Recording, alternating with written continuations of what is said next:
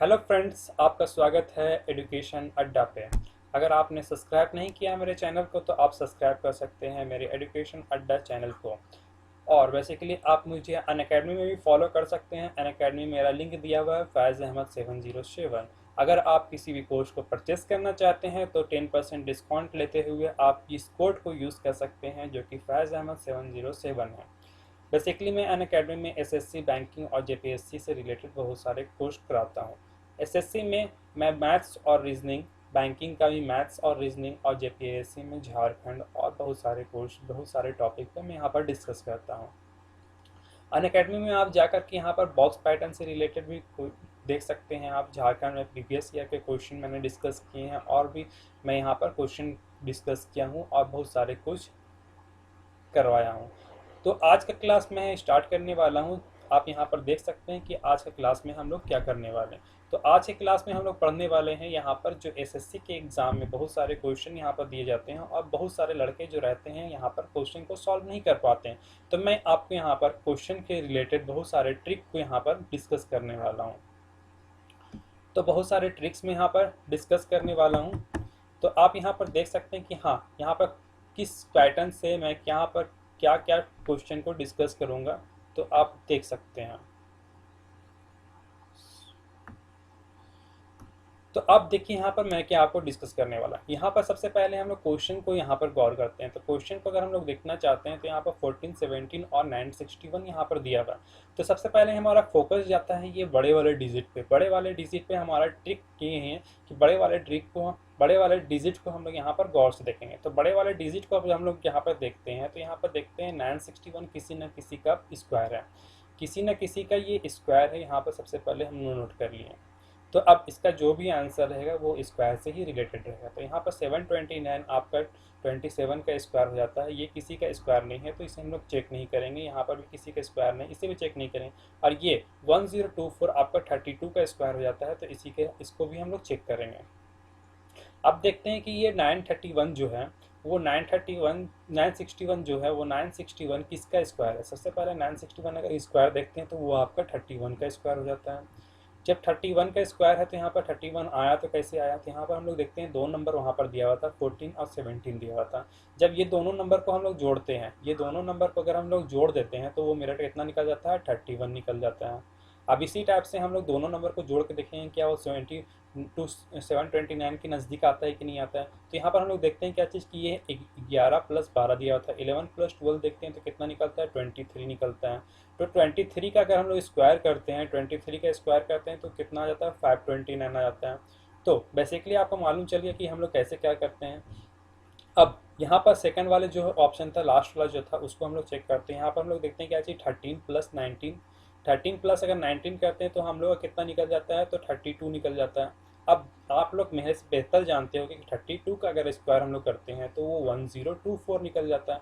तो आप देख रहे हैं कि यहाँ पर जो क्वेश्चन दिया हुआ था, क्वेश्चन के अकॉर्डिंग में सबसे बेहतर तरीका से ये आंसर मेरा 100% श्योरली में सही हो जा रहा है।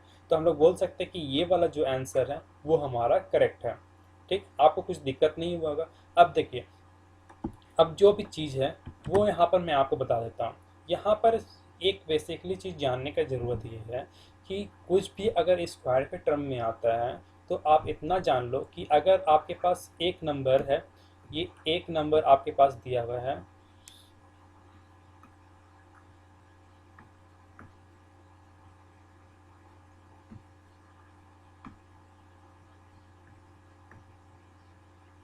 अगर ये एक नंबर आपके पास दिया हुआ है ए और बी, और इसी का आपके यहाँ पर कुछ स्क्वायर में दे दिया गया है, तो इस टाइप को सॉल्व करने के लिए बस आपको इतना जानना है कि अगर हम a + b करें, a + b करें तो x आ जाए तो x का स्क्वायर करके देख लेंगे, या फिर a - b कर लें, या तो y आ जाए तो y का स्क्वायर करके देख लेंगे। बस यही चीज़ इसका एक आंसर है। तो चलिए हम लोग सेकंड क्वेश्चन पे चलते हैं। सेकंड क्वेश्चन हमारा क्या बोलता है। तो सेकंड क्वेश्चन में हम लोग जैसे आते हैं यहाँ पर सेकंड क्वेश्चन हम लोग देखते हैं। सेकंड क्वेश्चन में हमारा क्या देख रहे हैं कि सेकंड क्वेश्चन जो यहाँ पर दिया हुआ है, यहाँ पर भी आपका 441 दिया हुआ है। ठीक ना, 441 किसका स्क्वायर होता है, तो ये आप तो मेरे से ज़्यादा बेहतर जानोगे कि 441 किसका स्क्वायर होता है, तो वो 21 का स्क्वायर होता है।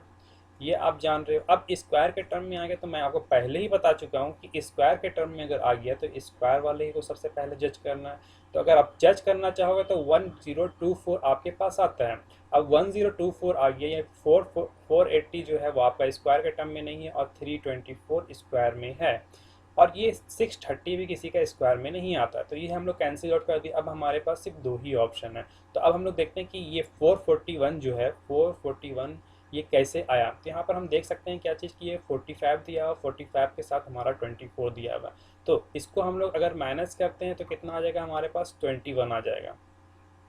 ठीक है, तो अब इसी टाइप से हम लोग क्या करेंगे, 30 माइनस 60 अगर करते हैं और इसका स्क्वायर अगर करते हैं तो -30 का स्क्वायर हम लोग करना चाहेंगे तो कितना आ जाएगा, मेरे पास 900 आ जाएगा। तो 900 तो ऑप्शन में नहीं दिया हुआ।